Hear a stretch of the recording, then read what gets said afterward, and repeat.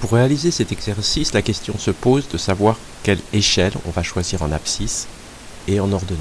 Pour cela, on peut s'aider de la calculatrice et voir les valeurs que l'on va obtenir. On va donc sur notre calculatrice se mettre en mode fonction et rentrer dans ce cas une suite, donc de premier terme 1168, et de raison géométrique 3,7%, c'est-à-dire 1,037.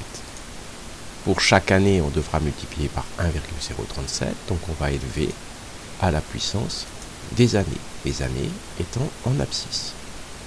On peut directement aller voir la table, seconde table, et on obtient déjà pour les 10 premières années l'allure que peut avoir notre fonction, notre représentation graphique donc du salaire pour une hausse de 3,7%.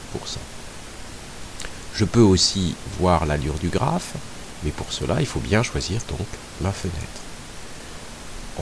Pour x, je choisirai 0, pour y, pour x 0, minimum 0, pour x max 10. Donc je continue, entrée, 10, ok, entrée, de 1 en 1 pour les années, pourquoi pas.